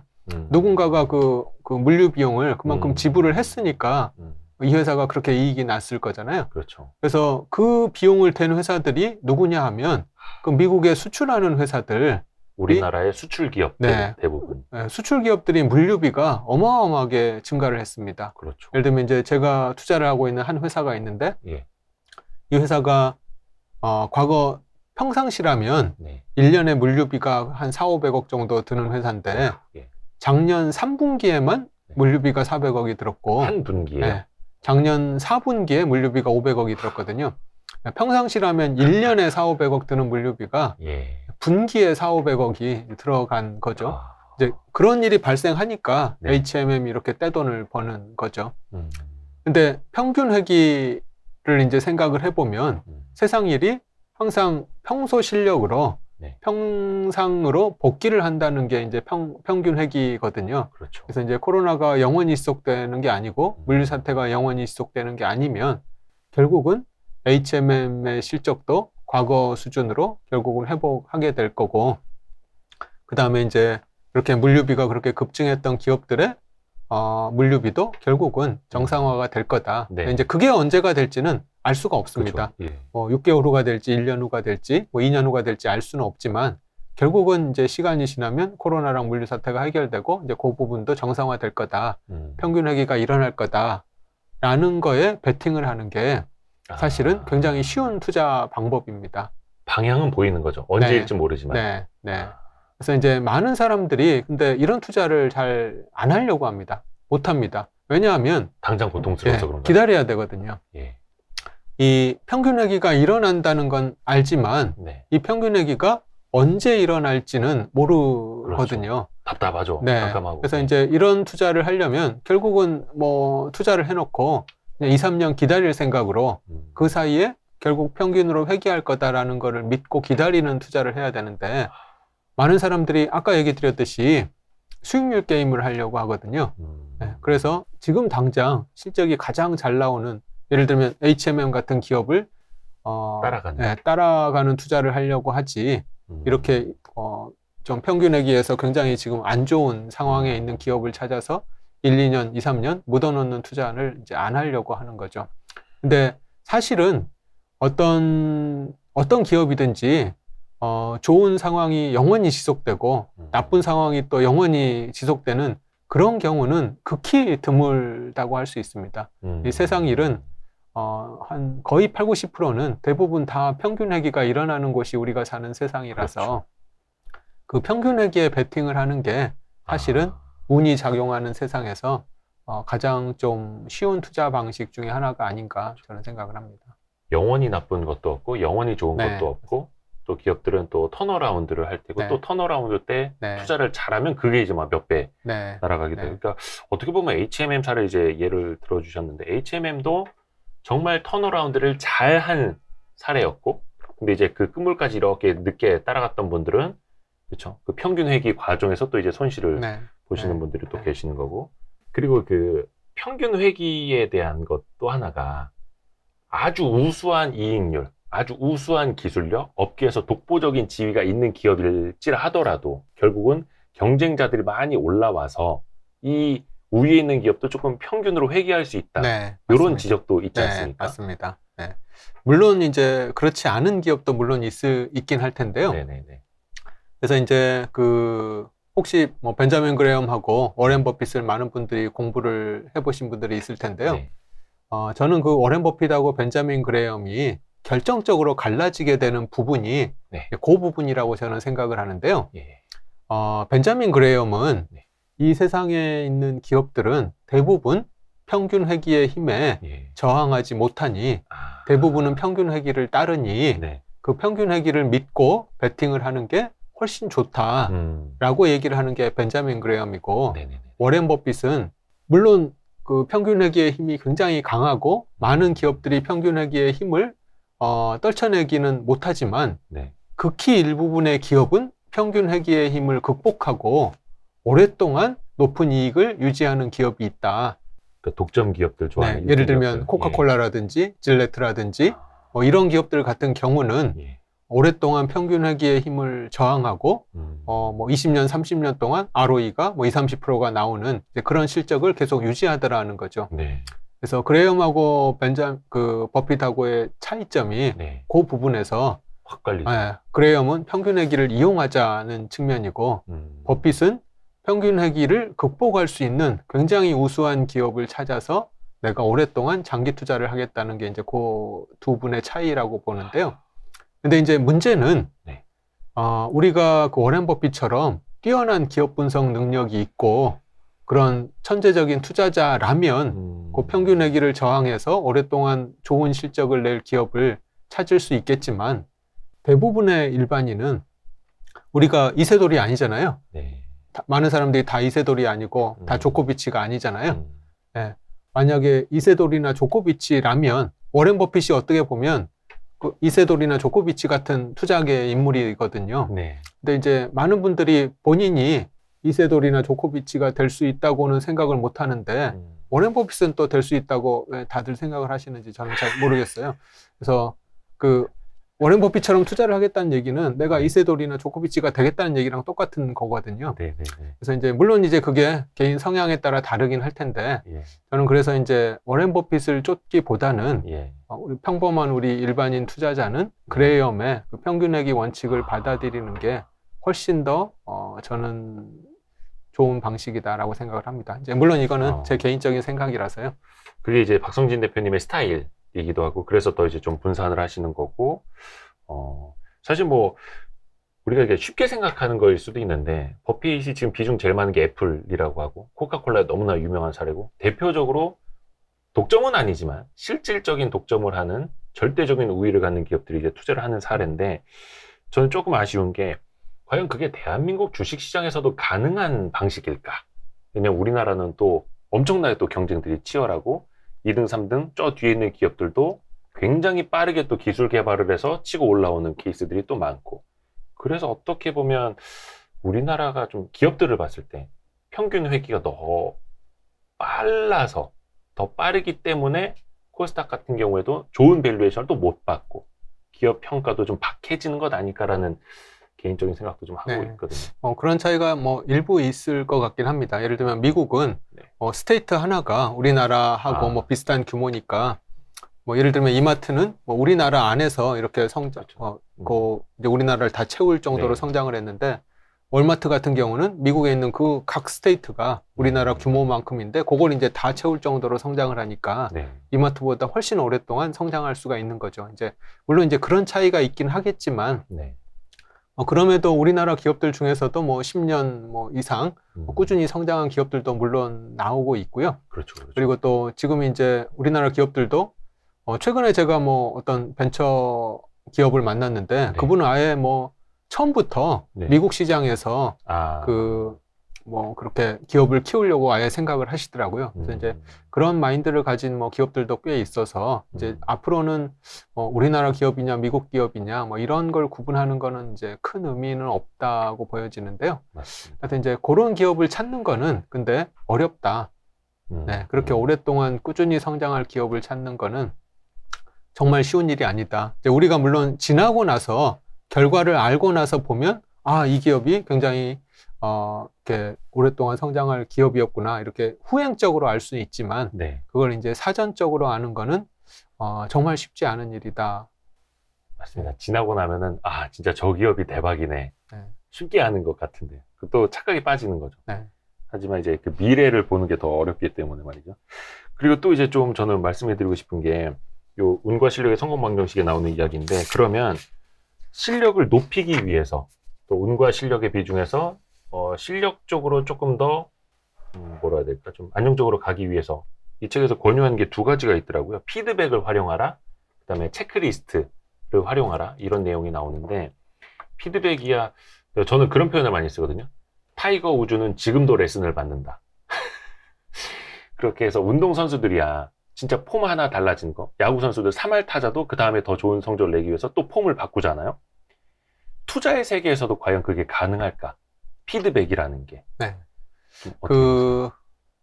이제 조금 더 정확하게 얘기를 하자면 이제 모부신이 실력이 굉장히 중요한 분야 그리고 또 운이 굉장히 중요한 분야 그리고 운과 실력이 그냥 한 절반 정도 이렇게 영향을 미치는 분야를 나눠 가지고 실력이 굉장히 중요한 분야에서 실력을 키우려면 피드백이 중요하다고 얘기를 했거든요. 근데 투자는 실력이 중요한 분야가 아니라 운이 중요한 분야라서 적절한 피드백을 주기가 사실은 힘든 거죠.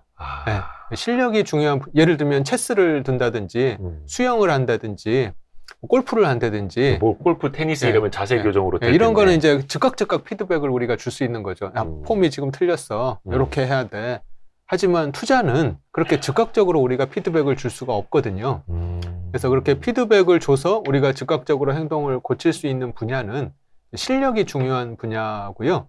투자는 너무 그렇게 단기적인 피드백을 우리가 받으려고 하면 오히려 망가질 수가 있는 거죠.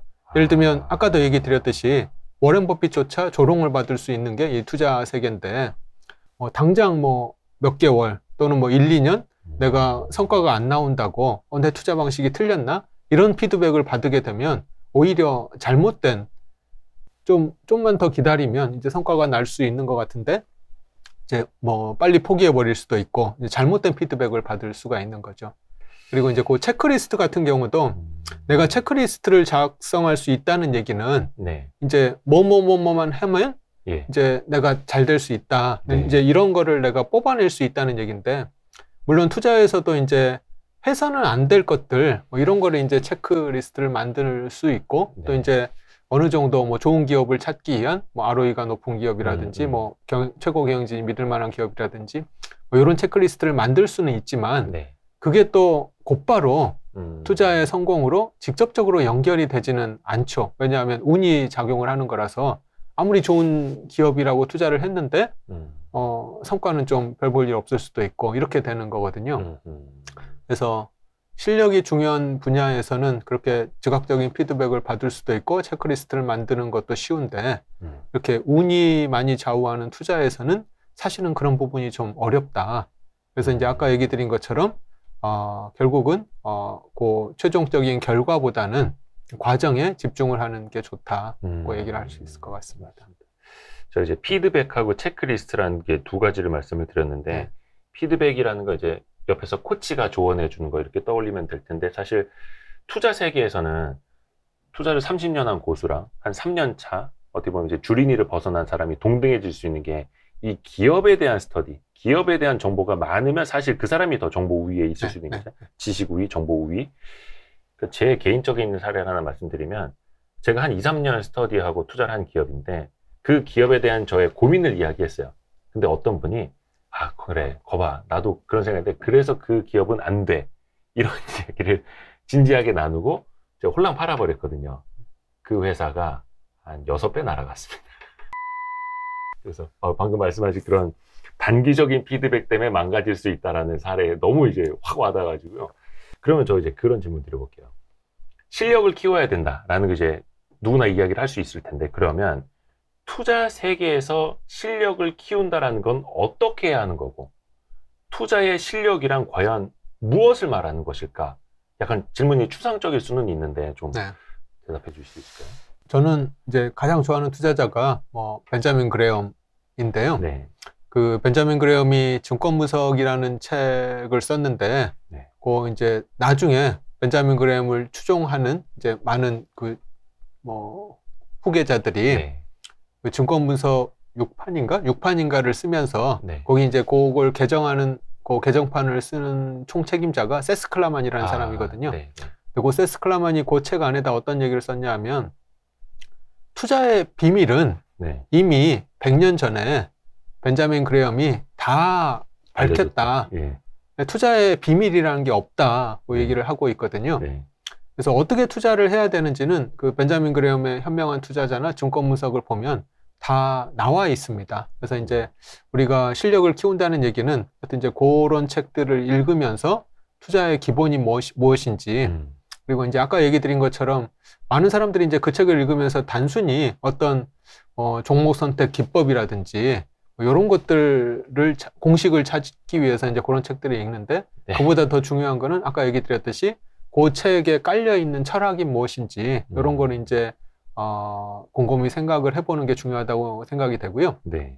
그래서 이제 투자에 대한 기본적인 자세나 뭐 접근하는 방식은 이제 그런 것들로 우리가 얻을 수 있고 근데 이제 투자라는 게 책만 보고 얻을 수 있는 게 아니잖아요. 실전을 해봐야 되는데 근데 이제 실전을 하려면 이제 결국은 기업을 분석할 수 있는 능력을 갖춰야 되는데 그러려면 기업 재무제표 읽는 방법을 또 공부를 하셔야 되고 그리고 또 재무제표를 읽는다고 그냥 곧바로 그 수익이 나는 게 아니라 그걸 그렇죠. 가지고 네. 실전 투자를 해봐야 되니까. 그건 말 그대로 진짜 글씨 쓰는 방법을 일단 익히는 거잖아요. 네, 예. 네. 그래서 이제 또 실전 투자를 직접 해보셔야 되고, 근데 예를 들면 우리가 수영을 배워서 수영에 익숙해지려면 한 2, 3년 뭐 그냥 물에 들어가서 계속 해부적거려야 되는 거잖아요. 네. 투자도 마찬가지로 그런 정도의 시간이 투자가 돼야 되는 거거든요.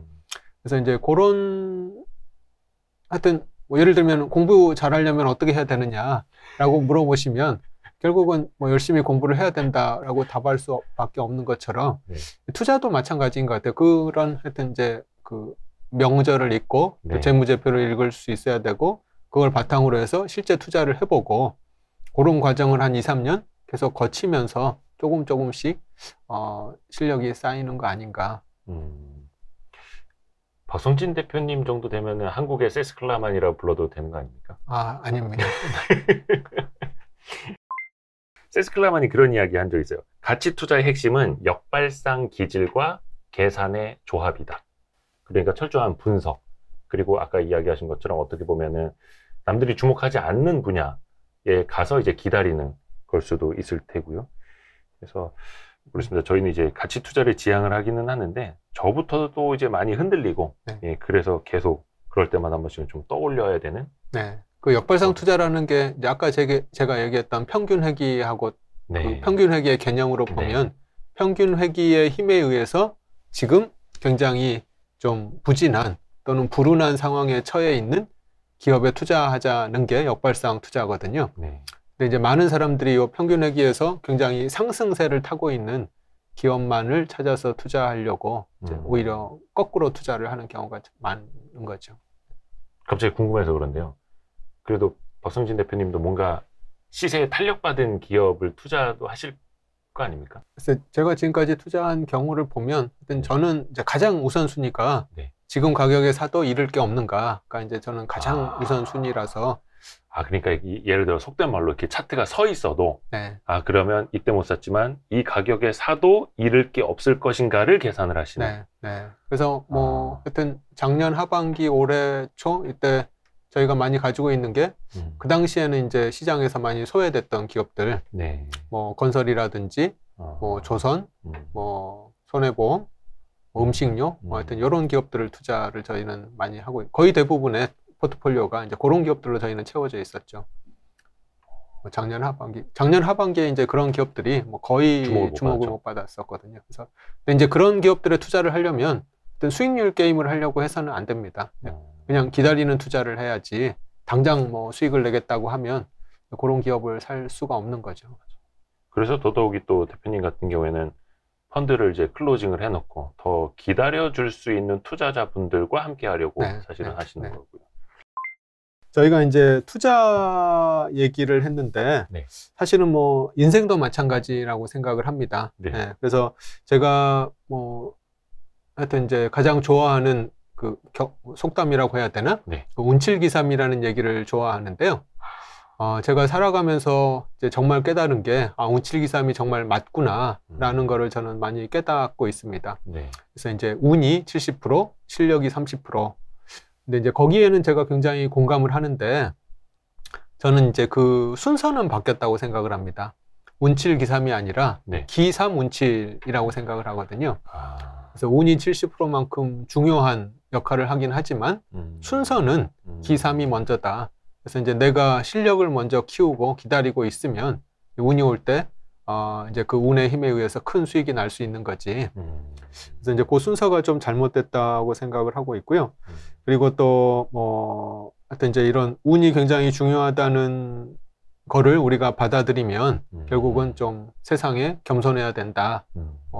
그래서 우리가 가치 투자를 한다는 게 또 어떻게 얘기를 하면 보수적으로 투자를 한다는 얘기하고 똑같은 거거든요. 그래서 이제 보수적으로 투자한다는 얘기는 결국은 내가 세상에 뭐 겸손해지겠다는 얘기라서 하여튼 뭐 이게 저희가 이제 투자 관련된 얘기를 했지만 사실은 뭐 인생을 살아가는 거하고 같은 좀 결론이 아닌가 이런 생각을 많이 해봤습니다.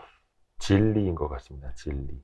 왜 또 그런 말 있지 않습니까? 누구에게나 인생에서 3번의 기회가 온다라는 말인데 혹시 대표님한테는 그 3번의 기회가 온 것 같은지 아니면 그 세 번의 기회가 왔을 때 이게 기회다라고 혹시 알아차리신 게 있으신지. 글쎄요, 아까도 잠깐 이제 처음에 얘기 드렸듯이 제가 투자 세계로 들어오게 된 것 자체가 네. 우연한 기회로 들어오게 됐었고 또 이제 마침 그때 아까 얘기 드린 것처럼 뭐 가치 투자가 뭐 이제 막 이렇게 한국에서 막 꽃을 피우던 시기였었고 또 이제 목돈도 생겼었고 또 이제 그런 것들이 지나고 나서 보면 굉장히 운이 저한테 많이 따랐었구나.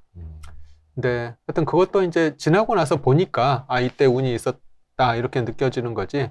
제가 그 기회를 그 당시에는 이제 그게 얼마나 큰 뭐 기회였는지 이제 그거를 사실은 몰랐었죠, 사실은. 사실 저도 이렇게 돌이켜 보면은 기회가 왔었던 것 같아요. 그 기회를 잡지 못한 명확한 케이스들이 좀 있었거든요. 뭐 부동산 관련된 뭐 이런 걸 수도 있고. 근데 생각해 보면은 내가 부동산 관련된 지식이라든지 그 관련 뭐가 없었기 때문에 앞에서 말씀하신 기3이 없었기 때문에 운칠이 들어왔어도 이걸 내가 잡지 못했구나 라는 그런 생각들을 나중에 좀 많이 하게 됐거든요. 그래서 조금 준비된 자에게 복이 오나니 준비가 돼 있어야 됩니다, 여러분. 그래서 속된 말로 왜 배나무 밑에서 입 벌리고 감 떨어질 때까지 기다리는데 이게 감나무 밑에서 감 떨어질 때까지 기다리면 차라리 나은데 배나무 밑에 가서 입 벌리고 감 떨어질 때를 기다리면 이거는 아무것도 안 되는 거지 않습니까? 그래서 진짜 저는 이런 이야기를 주변 후배들한테도 좀 많이 해주려고 합니다. 특히 이제 많은 분들이 좋아하시기 때문에 특히 박 대표님의 친필 사인을 담아서 퀴즈를 드려야 될 것 같아요. 그래도 꼼꼼하게 제일 잘 들으신 분들이 맞힐 수 있는. 갑작스럽게 퀴즈를 제안받아서 뭐 준비한 게 없는데요. 하여튼 저희가 살아가면서 얻게 되는 결과는 운과 실력이 함께 작용해서 우리가 그 성과를 얻게 되는 거라고 할 수가 있는데요.